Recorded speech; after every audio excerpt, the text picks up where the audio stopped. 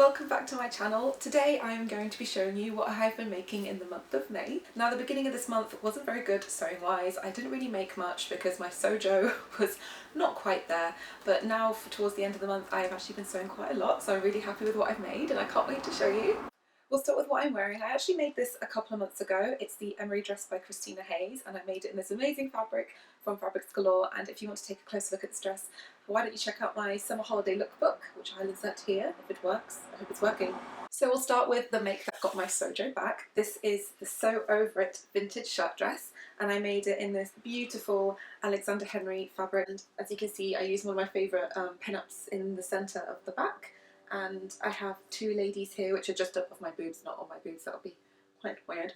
And the roses as well on the collar. I just love this print so much because it's a perfect mix of like classic pin-up and then it has these sort of like big pink sort of Englishy roses. So I thought that was a really nice detail and I absolutely love this dress. For the buttons I used these pink plastic ones that I already had in my fabric stash, which is great because these are the exact buttons I wanted to sew on.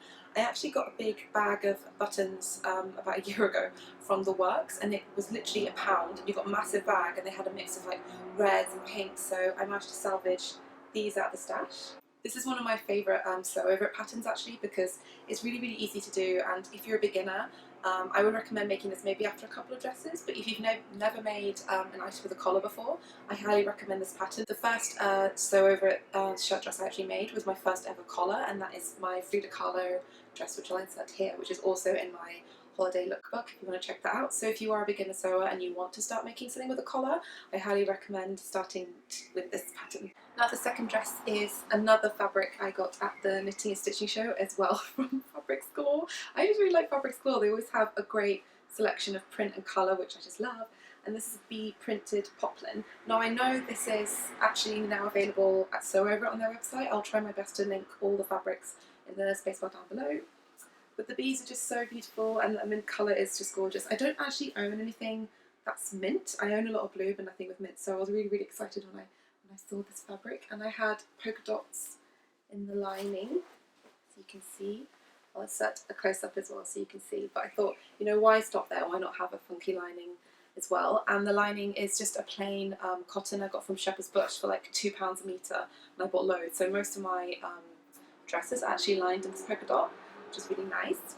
And it's got pockets, and it's the Simple Sew Grace dress. I'll insert the pattern packet here so you can see. It's a really lovely pattern. It's not the best thing I've ever made because the box pleats at the back aren't quite even, but I really love it. I'm really happy with it. It's got pockets. I love wearing it. It makes me feel special. So yeah, I think that's the best thing about home sewing. Sometimes you just have to step back, and if there's a tiny little fault, it doesn't matter. No one's going to notice but you. No one across the street is going to be like, "You there, stop, that box pleats off." No one's going to say that. Who cares? If you love it and you're happy with it, that should be enough. And it's got little cap sleeves, which is so sweet. So yeah, I'm really excited to start wearing this, and we've been so lucky with the weather, so I've been wearing summer dresses literally every day for the past week. Now this is my one of my favourite makes to date. I have an obsession with sailor dresses, but I have never made myself one, so that was on the top of my sewing list, was to make a sailor dress.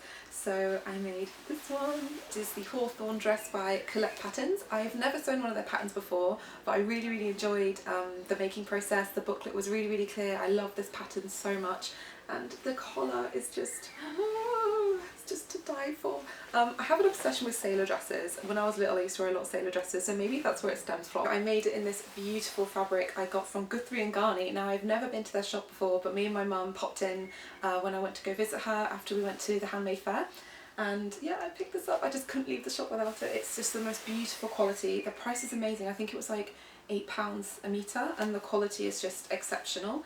And I don't, well, this camera's not very good at autofocusing. I am saving it for a new camera, so please bear with me if there's some things out of focus, because I am saving up for a new camera and cameras are quite expensive. So for now I'm just going to keep using this one. And I can't wait to make this pattern again in some fabric I recently ordered from Maud's Fabric Finds. I'll insert a picture here.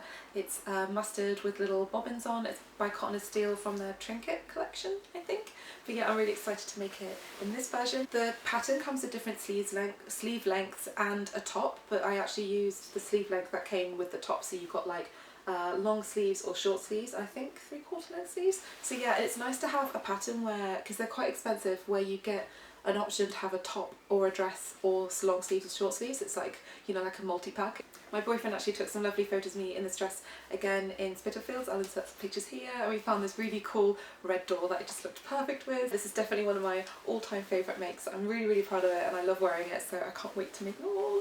Thank you so much for watching. Please subscribe and give this video a thumbs up if you enjoyed it. My next video will be my first tutorial, which I'm quite nervous about doing and excited. It will be on my hand embroidered denim jacket. I've recently been embroidering flowers on the back of a denim jacket, which will come with a mini tutorial on how you can do it yourself. I'm looking forward to showing you that. Enjoy the rest of your day and thanks for watching. Bye!